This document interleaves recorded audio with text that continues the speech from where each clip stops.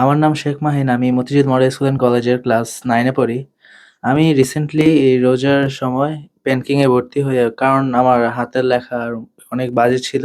বাজে বলতে আমার আ মাত্রা অনেক বাঁকা হতো, আ অক্ষর ছোট বড় হতো। কিন্তু পেন্টিং এ ভর্তি হওয়ার পর থেকে আমার হাতের লেখা অনেক সোজা হওয়া শুরু করছে, মাত্রা সোজা হচ্ছে এবং বর্ণর আগের মতো ছোট বড় হইতেছে না। সবগুলো আমি লাইনে, লাইনে সোজা লিখতে পারতেছি। মাহিন আমাদের এখানে রমজান মাসে হাতের লেখা কোর্সে ভর্তি হয়েছিল এবং শুরুতে আমরা এরকম বর্ণগুলো শেখাচ্ছিলাম। ও খুবই কেয়ারফুল এবং খেয়াল করে বর্ণগুলো লেখে এবং ওই সময় বর্ণগুলো পারফেক্টলি লেখার কারণে ও যখন শব্দ লিখতে আসলো তার এবং হোমওয়ার্কের ব্যাপারে খুব সিরিয়াস ছিল। একটা খুবই ইম্পর্টেন্ট বিষয় যে হাতের লেখায় যদি কেউ সুন্দর ও দ্রুত করতে চায় তাহলে তার হোমওয়ার্কটা করাটা খুব ইম্পর্টেন্ট নয়। সে ক্লাসে শিখলো, ওই জিনিসটা আবার বাসায় প্র্যাকটিস করলো, তাহলেই মূলত লেখাটা সুন্দর হয় এবং দ্রুত হয়। এবং স্থায়ী সমাধানের জন্য মানে কেউ হাতের লেখা সুন্দর করলো এবং সে যদি চায় তার লেখাটা আর কখনো নষ্ট না হোক, সেক্ষেত্রে তার উচিত রেগুলার অল্প অল্প করে হোমওয়ার্ক করে লেখাটা সুন্দর করা এবং দ্রুত করা। বর্ণ শেষ করার পরে মতো আমরা শব্দ লিখি, এরপরে শেষে সাদা খাতায় টাইম ধরে লিখি। হিউজ পরিমাণ প্র্যাকটিস করতে হয় এবং পেনকে মূলত এরকম প্র্যাকটিসের মাধ্যমেই সাবকনসিয়াস মাইন্ডে হাতের লেখাটা সুন্দর ও দ্রুত করে দেয় যে আমার একটা অভ্যাস আগে ছিল এবং সেই অভ্যাসটাকে চেঞ্জ করে নতুন একটা অভ্যাসে আমি চলে আসলাম। এই লেভেল থেকে এসে সে মূলত সাদা খাতায় শুরু করেছে এবং তার হাতের লেখাটা এখন সাদা খাতায় সুন্দর করে মাশাআল্লাহ লিখছে। এই লেভেলে এসে আমরা এরপরে তাকে টাইম ধরে দ্রুত লেখাবো, যে কয় মিনিটে সে এক পেজ লিখতে পারলো সেটা মূলত শেখাবো।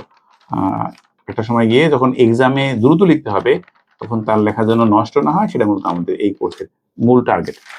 সো মাহিন, তোমার সাথে যদি বলি যে তোমার লেখায় আগে যে সমস্যা ছিল আর এখন তুমি কি ফিল করতেছো, হোয়াটস ইউর চেঞ্জ? আমার আগে দেখা সবচেয়ে বড় সমস্যা ছিল আমার অক্ষরগুলা ঠিক ছিল না। মানে প্রত্যেকটা অক্ষর তো নিজস্ব সাইজ থাকে বা সোজা থাকে। আর একটা অক্ষর তখনই সুন্দর হয় যখন এর প্রত্যেকটা ওয়ার্ড সমান থাকে। কিন্তু আমার লেখায় এটাই সবচেয়ে বড় সমস্যা ছিল। আমি দ্রুত লিখতে গেলে আমার অক্ষর ছোট বড় হইতো আর মাত্রা সোজা থাকতো না, লেখা বাঁকা হতো। কিন্তু এখন আমার প্রত্যেকটা ওয়ার্ড সমান এবং লাইনে কোনো বাঁকা-তেড়া নাই বা উঁচু-নিচু হয় না, মাত্রা সোজা থাকে। প্রত্যেকটা ওয়ার্ড সমান হয়। তাই লেখাগুলো এখন দেখতে সুন্দর লাগে এবং এর মাধ্যমে আমি দ্রুত লেখা শিখতে পারতেছি। ওকে। তোমার এক্সামে বা ক্লাসে টিচাররা তোমাকে তোমার ওখানে কি পরিবর্তন আসছে বা তোমার কনফিডেন্স লেভেলটা কিরকম সেটা বলো? হ্যাঁ, আমার আগে থেকে অনেক বেশি কনফিডেন্স বেড়েছে। যেমন আগে যদি ক্লাসে কোনো কাজ দিত বা অ্যাসাইনমেন্টের কাজ থাকতো, তখন আমি এটা থেকে দূরে থাকতাম।